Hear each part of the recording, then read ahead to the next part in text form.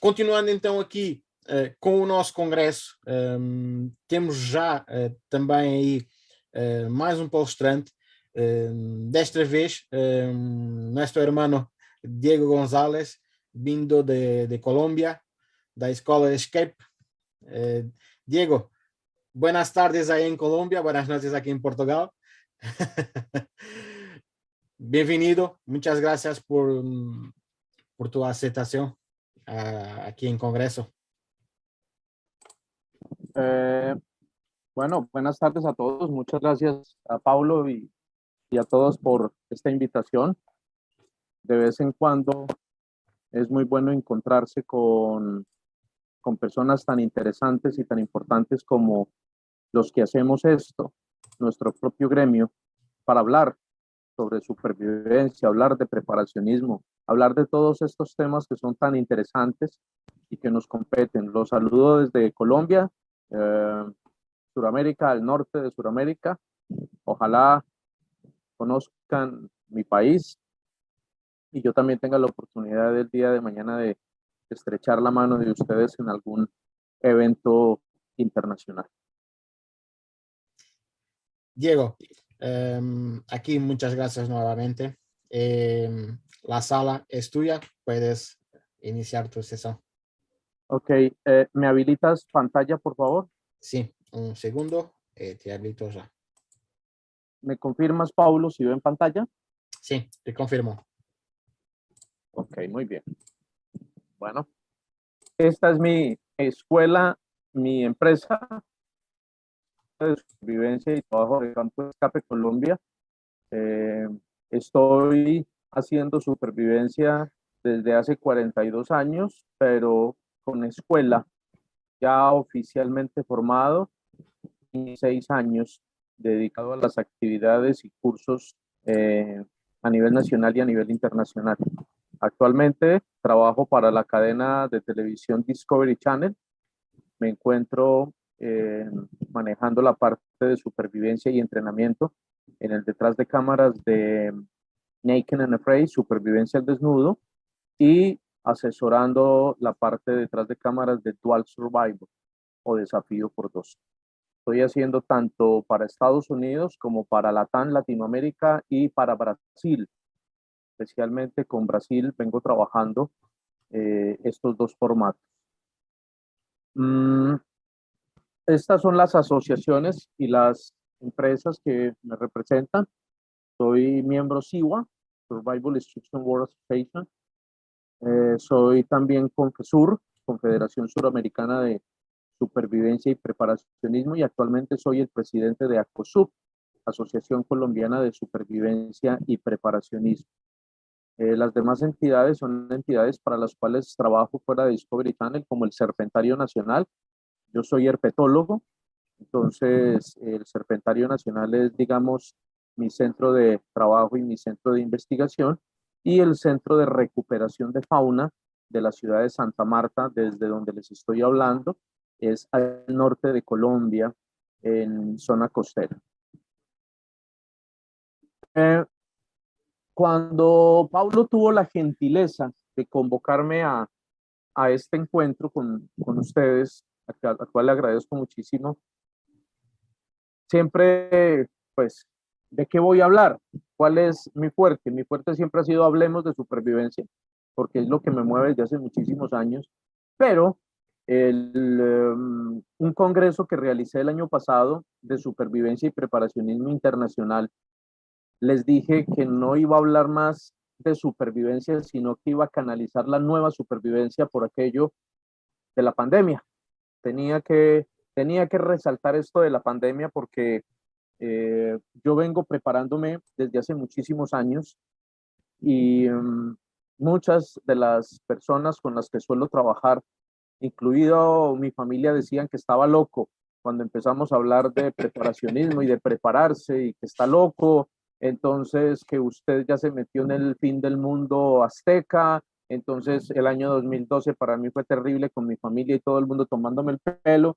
Yo recuerdo que desde el 2015 les dije, hey, cuando empezaron a hablar del ébola en África, les dije, hey, mucho cuidado, que esto es en serio. y empecé a hablarles del tema, entonces decían que estaba un poquito corrido, aquí le decimos en Colombia, corrido del champú, está un poquito loco. Yo seguí fiel a mis convicciones y digamos que la pandemia fue esa plataforma de lanzamiento para hablar de verdad de lo que es supervivencia, sobre todo en países como el nuestro, que son países del tercer mundo, no desarrollados, sino que presentan un subdesarrollo, no tanto en su economía, sino en el pensamiento de las personas.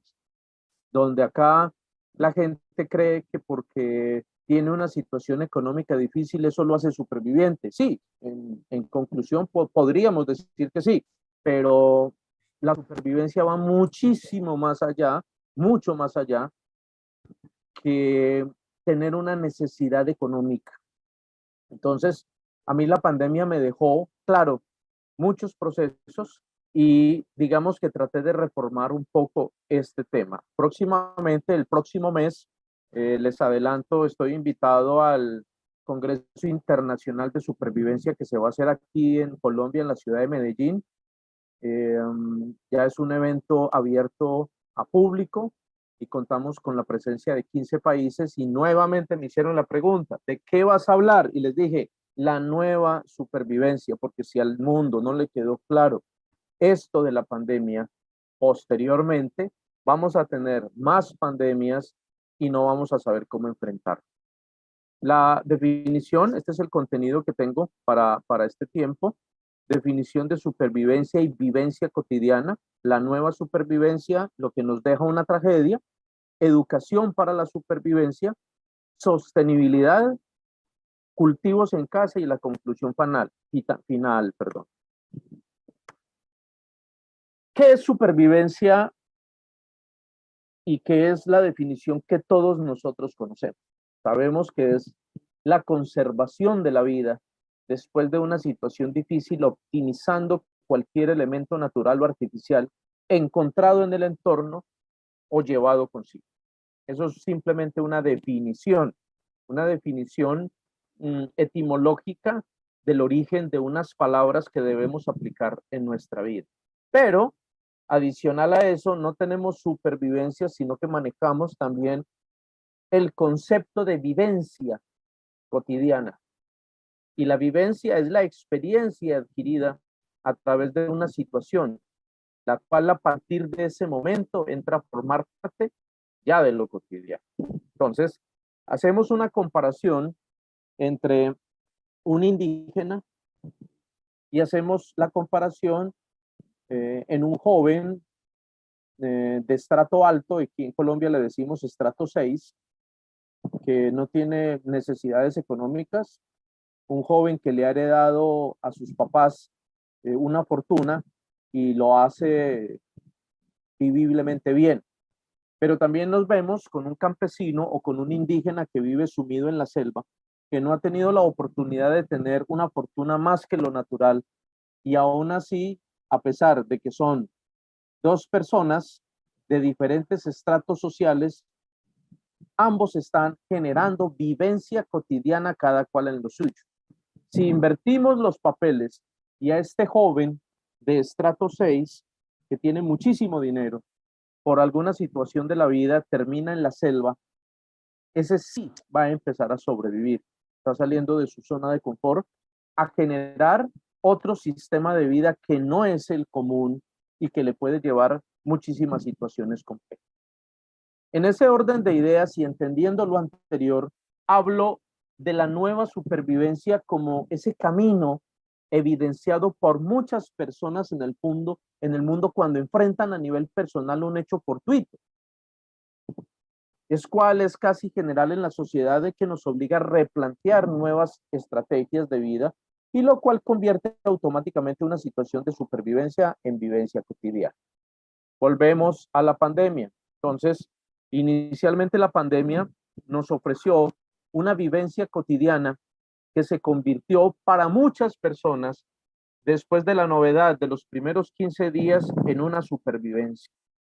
Porque los primeros 15 días, recuerdo en mi país cuando se dio el toque de queda, todo el mundo estaba feliz porque iban a descansar, le iban a dar unas vacaciones, para algunos pagas por el Estado, para otros pues llegó el momento de descansar, estar en la casa, entonces se dispararon las acciones de Netflix, se dispararon las acciones de todos los canales de televisión, precisamente para poder entretener, entonces se volvió la propaganda de la película en casa, de tomar trago en familia, de divertirse en la casa, pero eso funcionó muy bien los 15 primeros días.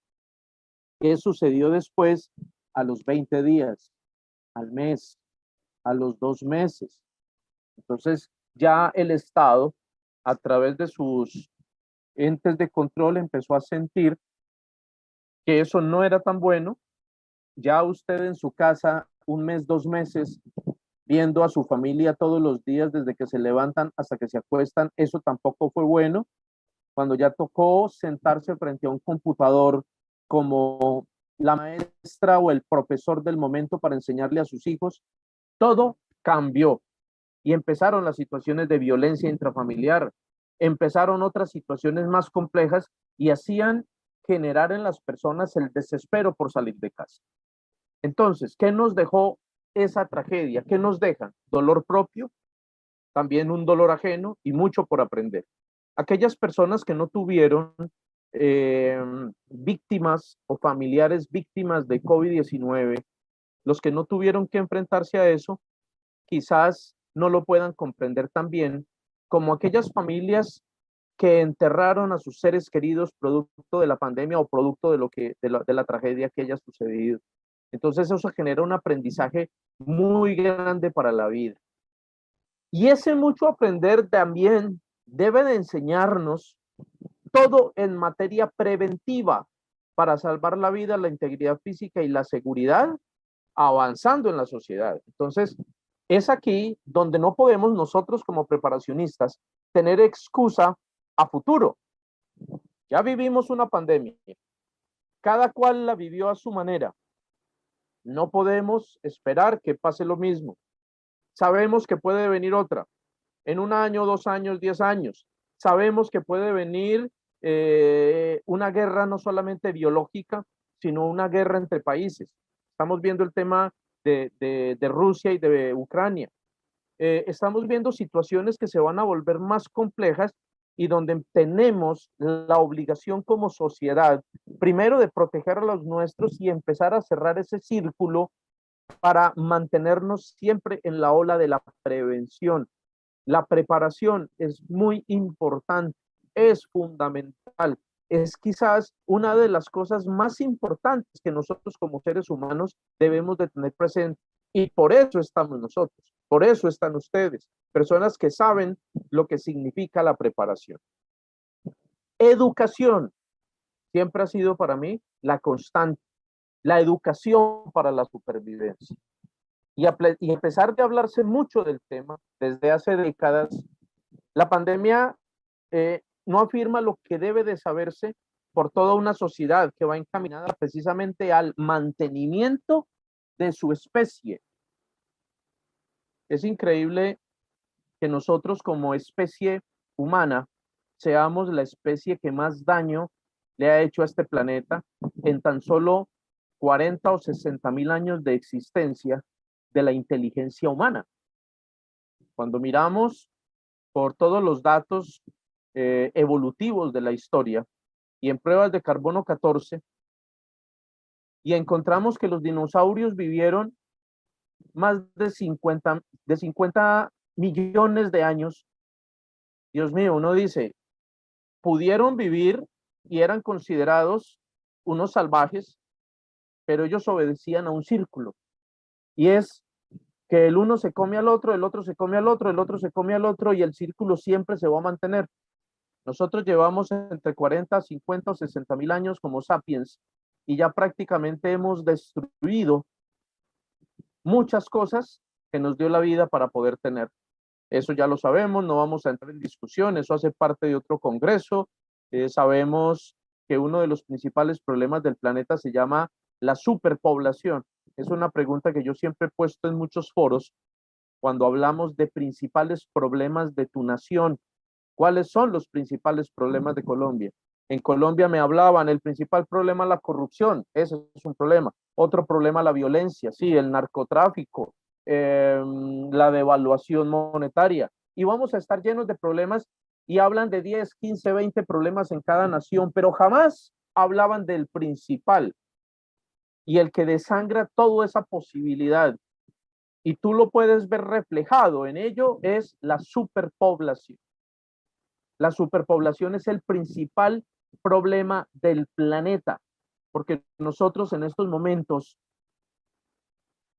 estamos sobrepoblados en muchas cosas, estamos acabando la capacidad de carga, y eso lo podemos ver en nuestro carro, en nuestra casa.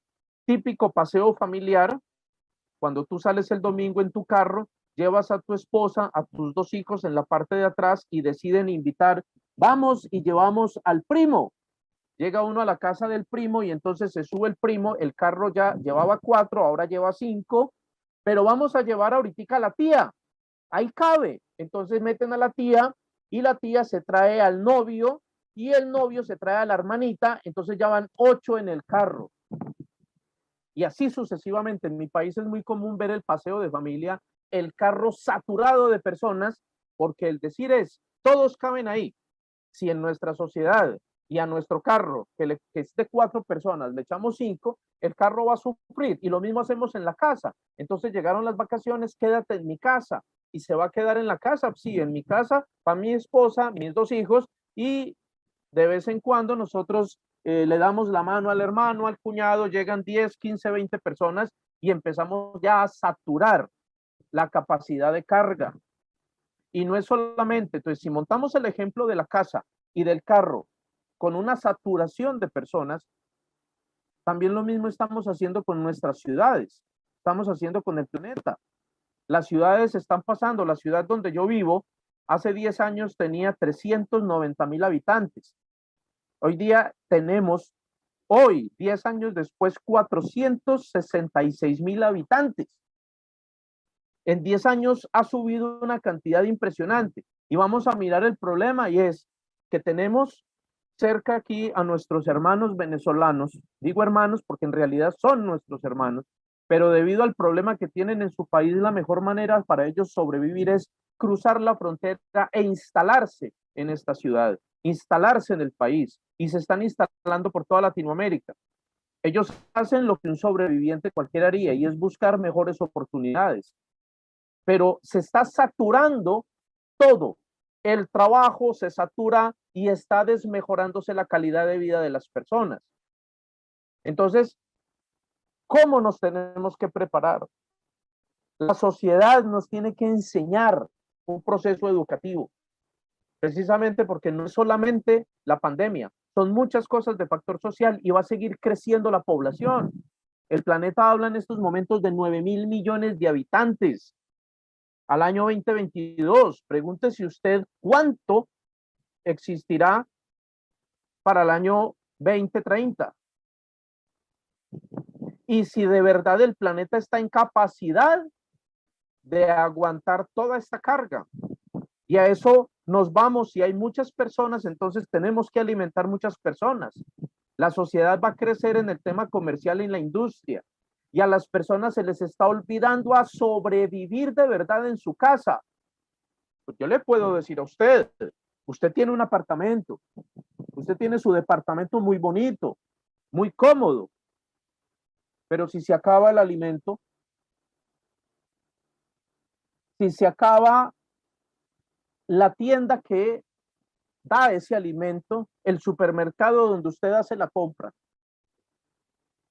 si se acaban todos estos recursos, con su apartamento muy bonito, usted no va a hacer absolutamente nada, nada, porque vamos a empezar a disminuir la especie.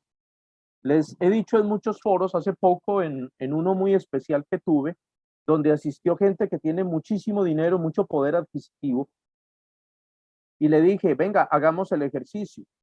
Si en estos momentos declaran una emergencia a nivel mundial o a nivel su ciudad, un toque de queda, donde cierren los supermercados, ¿cuánto alimento tienes en tu casa para sobrevivir? Hicimos el ejercicio, la mayoría no pasaban de 8 días o 15 días de alimento, porque nadie se ha dedicado a hacer conservas de alimento, nadie se ha dedicado a tener un cultivo en casa, Nadie se ha dedicado a tener una finca, una tierra donde pueda cultivar. Todo mundo se vino a la ciudad y se llenó la ciudad de personas solamente para satisfacer la necesidad comercial del gremio y de la exportación. No es que esté mal, pero estamos hablando en tiempos de pandemia, estamos hablando en momentos de sostenibilidad, estamos hablando en momentos donde se requiere de verdad una excelente conciencia ambiental para que nosotros, o por lo menos nuestras futuras generaciones, puedan sobrevivir. Alguien me preguntaba, Diego, ¿usted es experto en supervivencia?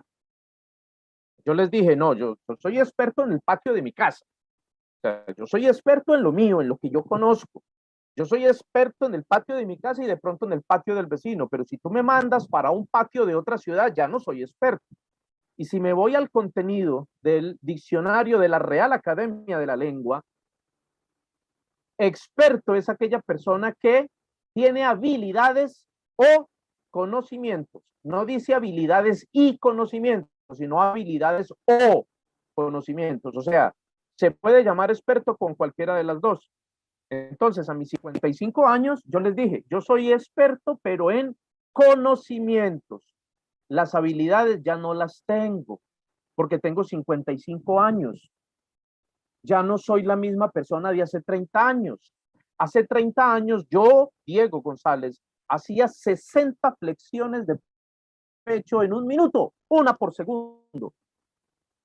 Hoy día solo me hago una y ya quedo cansado.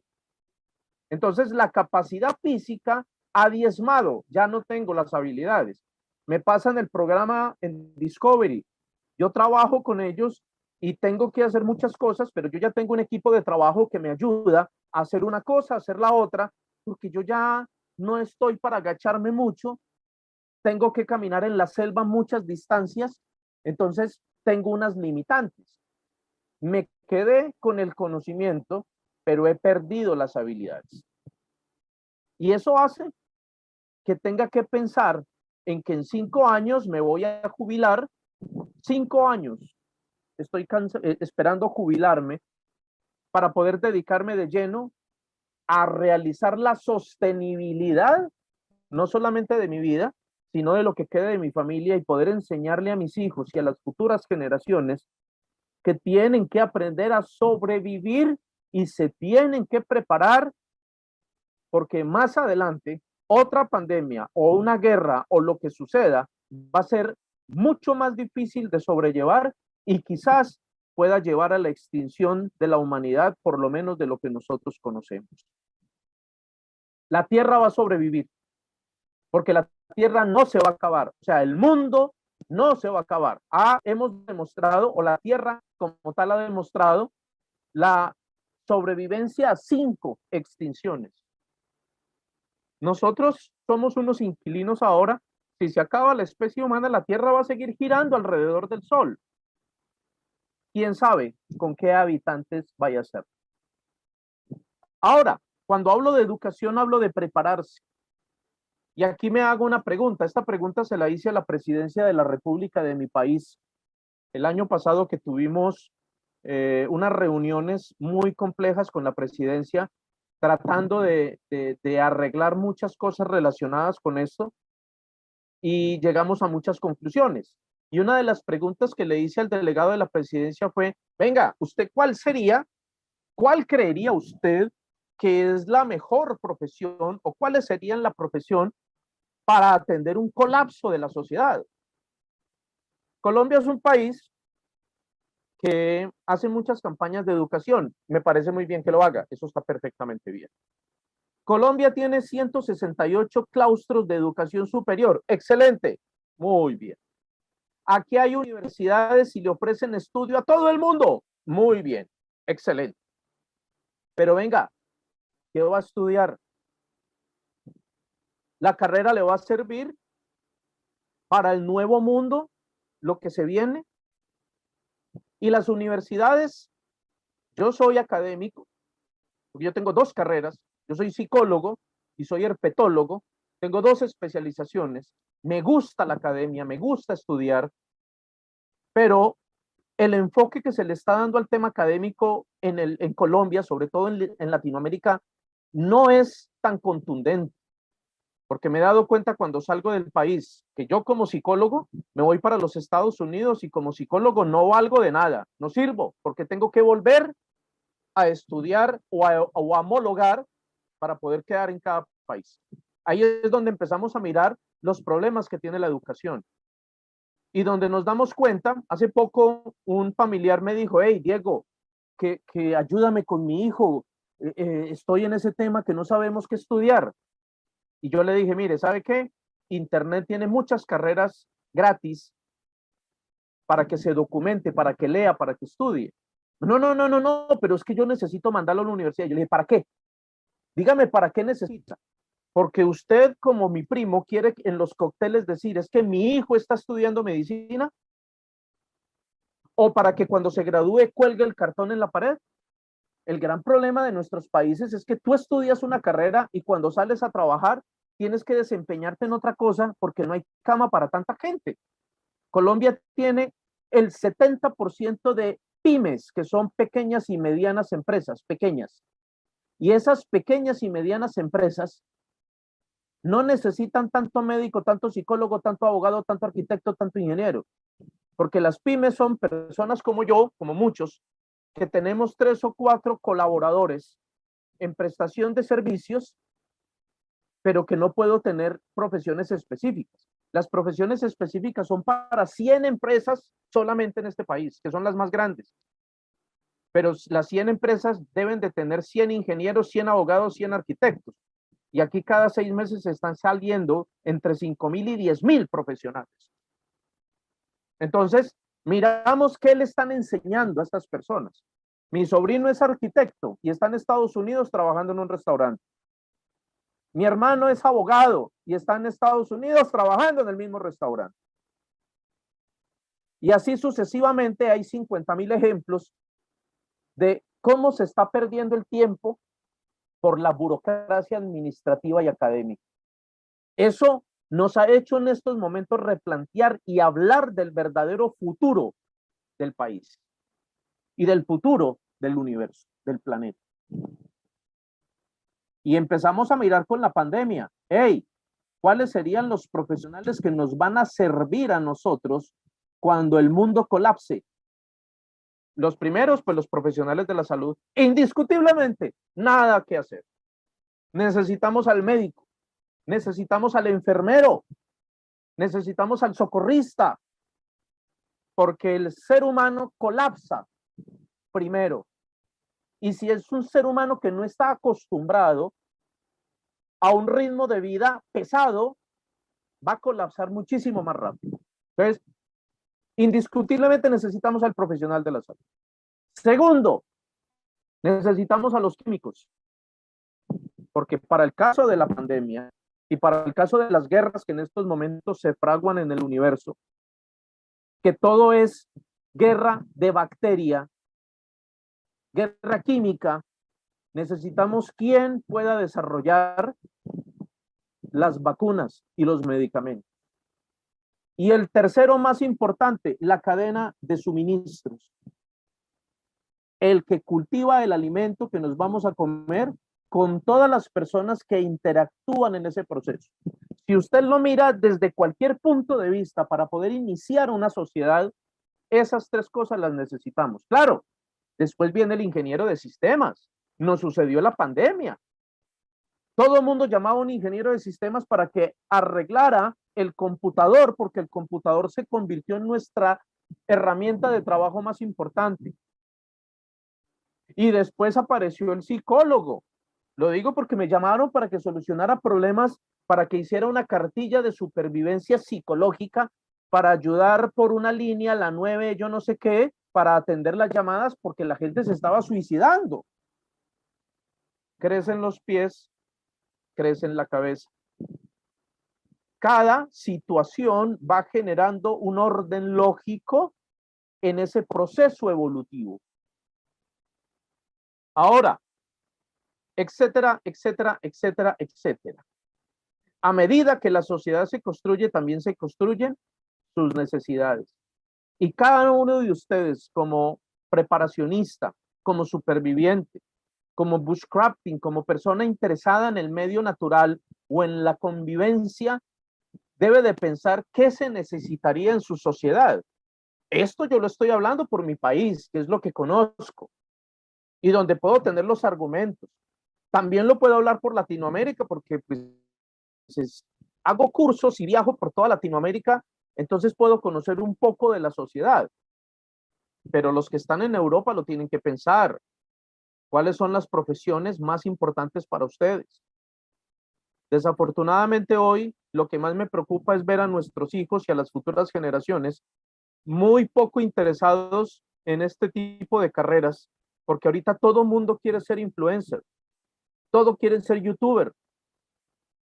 Imagínense nosotros llenos de influencers, de youtubers, de reggaetoneros, de personas que sí, le pueden aportar algo de arte y de entretenimiento, pero recuerden que el ser humano biológicamente y orgánicamente necesita más que entretenimiento para poder sobrevivir.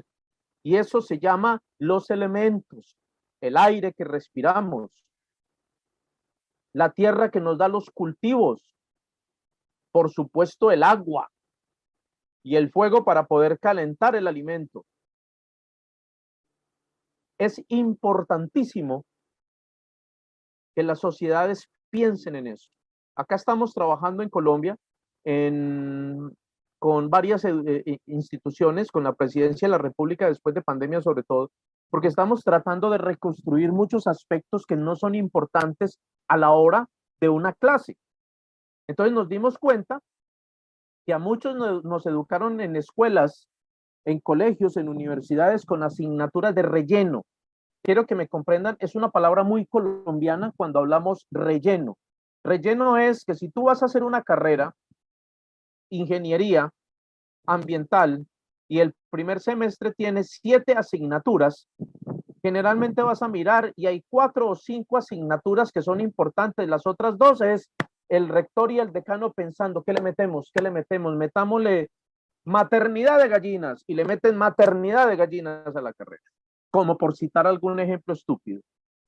Pero en muchas escuelas eso lo están haciendo. Los problemas de la humanidad son serios y sobre todo porque estamos hablando de supervivencia. Nos dimos cuenta que para poder enfrentar muchos de los problemas de la humanidad era necesario aprender, primero, primeros auxilios. ¿Cómo es posible que las leyes de un país, sobre todo en el mío, diga que tú eres primer respondiente ante la ley cuando hay un accidente? Me explico, yo voy caminando por la calle, se accidenta una persona y tengo que ir a auxiliarlo. Sí, eso está bien. Me parece excelente que tengamos que auxiliarlo. Hey, pero ¿por qué el Estado no me da las herramientas? ¿Por qué no me da un curso de primeros? No. Es muy difícil encontrar un colegio donde den asignatura de primeros auxilios. No lo hay. Apenas lo estamos instaurando. Pero sí la ley te obliga a que tienes que prestar el servicio de primeros auxilios. O sea, tú tienes que sacar de tu bolsillo para ir a capacitarte en primeros auxilios y actualizar el curso. Entonces, eso solamente lo hacen ¿quiénes? Pues las personas que tengan un trabajo relacionado con salud o a quien se lo exija alguna empresa. Pero si el Estado lo tiene dentro de la ley, debe de darlo. Por eso el proyecto que nosotros elevamos a la República de Colombia fue, hey, en todas las escuelas de primaria, secundaria y universidad tienen que dar primeros auxilios y periódicamente y gradualmente para que los futuros ciudadanos sepan atender una necesidad. Hablamos de supervivencia y preparacionismo. No pienso extenderme ahí porque la razón natural lo enseña y la palabra es muy lógica. Tenemos que aprender a prepararnos. Hay que enseñarle a nuestros hijos un segundo idioma. En Europa, la gran mayoría de países donde tienen ciudadanos que son políglotas, que hablan 2, 3 idiomas. En Latinoamérica es una locura. No hay un segundo idioma. Es muy poca las personas que lo saben hacer. Entonces, puede tener mucha inteligencia académica, pero si no sabes hablar o un inglés o un mandarín o un francés o un alemán, te quedaste en Latinoamérica y no puedes salir. Conciencia ambiental. Qué importante es esto, sabiendo que nosotros mismos le estamos generando una cantidad de daños a nuestro ecosistema. La inteligencia financiera. Tampoco nos enseñaron inteligencia financiera. Cómo aprender a llevar nuestras deudas. A saber que lo que nos ganamos tenemos que clasificarlo en un gasto y en un futuro. La inteligencia emocional. Obviamente los sistemas. En algún foro le preguntaron a varios alumnos que escribieran cuál era el arma más potente del planeta o el arma que podría acabar con la humanidad.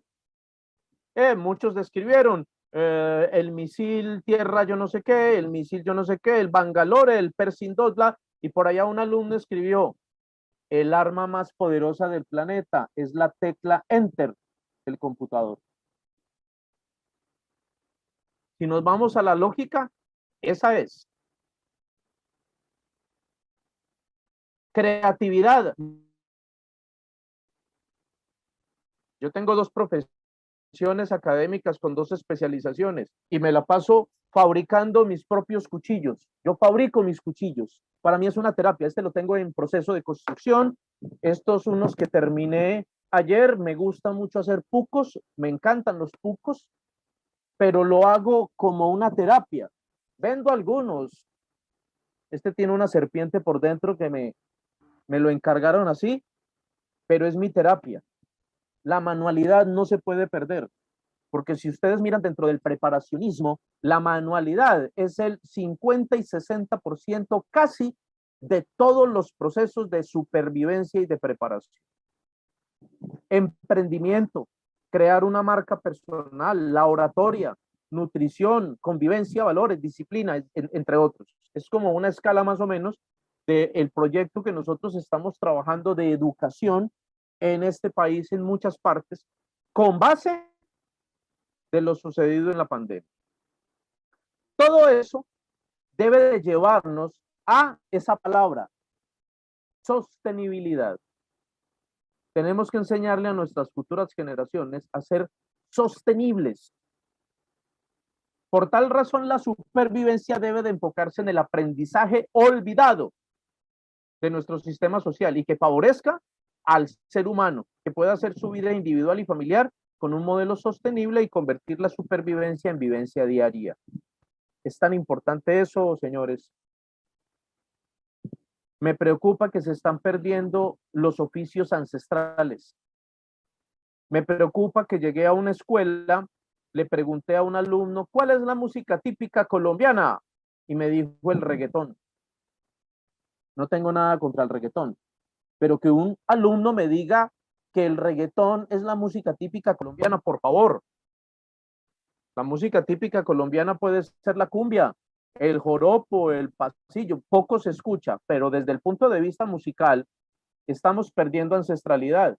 Vi un video en España, se está perdiendo la ancestralidad de la elaboración de la cabuya. Y en Colombia, muchos oficios y saberes ancestrales de nuestros indígenas, de nuestros colonos, que son necesarios para poder arrancar de nuevo una sociedad, se están perdiendo, porque o nadie los quiere hacer, o definitivamente la gente perdió sus raíces con el modernismo. La palabra sostenibilidad, para mirarlo desde el enfoque mundial, fue acuñada desde el año 1987 por la primera dama de Noruega, Harlem Brundtland, y nos referimos a satisfacer la necesidad actual sin comprometer el bienestar de las futuras generaciones. Bienestar de las futuras generaciones. Yo estoy preocupado porque tengo 3 hijos, todavía no tengo nietos, pero estoy preocupado cuando mis hijos vayan a tener nietos. ¿Qué país, qué humanidad estamos dejando nosotros para el futuro? Por eso, para mí, para mi escuela y mi asociación, hablamos de esto, de que la sostenibilidad es una obligación en estos tiempos, trabajar duro por ello, porque sabemos que la población del planeta se está aumentando y eso va a generar una necesidad más grande en la cadena de suministros. La guerra de los recursos. no sé, no quiero ser apocalíptico, lo estoy viviendo en mi ciudad. En mi ciudad vivo a orillas del Mar Caribe, hay 4 ríos que bajan de la montaña, pero llegan secos, no tenemos acueducto, el agua la venden en carrotanques. Aquí afuera de mi casa yo tengo una piscina completa, que es donde yo guardo el agua, porque aquí el agua solamente la tenemos 3 días a la semana. Yo siempre tengo agua, porque cuando no alcanzo a recogerla, compro el agua. Me vale el carrotanque completo, me vale 200.000 pesos colombianos, que es equivalente en dólares a $65. Eso me vale a mí el carrotanque. Estoy comprando el agua. En estos momentos está lloviendo afuera y tengo un sistema de recolección, porque yo recojo agua lluvia, porque aquí llueve un mes o 2 meses al año. Esta es una ciudad con temperatura entre 35 y 40 grados. Aquí es verano casi todo el año. El invierno lo tenemos ahora y ahí es cuando aprovecho para recolectar mi agua. Esa fotografía es la realidad de mi ciudad. Esa es aquí en mi ciudad. La gente hace las colas completas para esperar el carrotanque y comprar el agua. Esto es increíble que pase en una ciudad donde muere la cordillera de los Andes, pero aquí, como les digo, la conferencia no es sobre corrupción burocrática ni política, porque eso es precisamente por la corrupción que nosotros tenemos acá. Yo cultivo, estas son unas fotografías que bajé de internet, ahora les muestro las propias. Tener cultivos en casa incentiva muchas cosas buenas para la sostenibilidad y la posible supervivencia del grupo familiar. Si bien es cierto que es muy difícil tener toda la cadena alimenticia, en una pequeña parte podemos cultivar en casa para poder complementar estos alimentos. Entonces, el beneficio, hay una producción local, un proceso educativo constructivo, fomenta el contacto con la naturaleza, reduce un poco el estrés. Yo también me desestreso cuando genero estos cultivos. Estos son los que actualmente tengo. Tengo en el patio de mi casa 3 frutas, la papaya, la naranja, el banano o la banana, tengo yuca, en fin, cosas muy pequeñas. Este es mi cultivo de cebolla. Este es uno que tengo de tomates y todos son pequeños, pero me dan algo, me dan una sostenibilidad. Estoy pensando para este año ya introducir algunos animales también, no muchos, para poder generar una sostenibilidad, un círculo de todos. Estos son el futuro, esto es lo que yo quiero hacer. Esto es de alguien que está promocionando muchísimo los cultivos tradicionales en Sudamérica, es una persona de México, me envió esas fotografías y estoy pensando la posibilidad de traerlo acá para poder tener eso que se ve muy, muy bonito y obviamente muy recolectable. En fin. Conclusión final, por eso mi consejo siempre será prepararse con los mejores. Hay que prepararse en supervivencia, en bushcraft, preparacionismo como tal, primeros auxilios, defensa personal, búsqueda, rescate, manejo de contingencias, entre otras importantes para la vida misma. Eso va a dar sostenibilidad familiar y personal y generará una independencia para los miembros de la familia, sobre todo para los más importantes en los que uno debe de pensar que son sus hijos. La supervivencia es individual, no depende de los demás. Bueno, creo que esta era mi presentación, mi tiempo. Muchas gracias a Paulo y muchas gracias pues al equipo por darme la oportunidad de expresarme desde Colombia. Les mando desde Colombia un fuerte abrazo. Espero que más adelante podamos tener la oportunidad de conocernos en algún escenario. A partir de la fecha quiero que tengan mis redes sociales, lo que quieran preguntar, que crean ustedes que yo les puedo servir. Estoy a sus gratas órdenes y para mí ha sido un placer y una bendición poder estar acá con ustedes. Muchas gracias y hasta una próxima oportunidad. No sé si alguien tenga una pregunta, alguien quiere hacer algún comentario. Diego, una vez más, bellísima presentación. muchas gracias. Déjame ver si hay preguntas. Creo que no. Es la segunda vez que te veo. En otro congreso que he visto también, todas las presentaciones y ahora aquí una bellísima presentación. Una vez más, muchas gracias, Diego, por hacerte la invitación y nos vemos por ahí. Tudo de bom Ok, para ti. bueno, ¿todo bien? ¿Todo bien? Dicen, obrigado. Tudo bem. Todo bien. Ok, obrigado. Muchas, muchas gracias. Y un abrazo a todos. Que estén muy bien. Muchas gracias, Diego. Tudo bien para Chao. ti.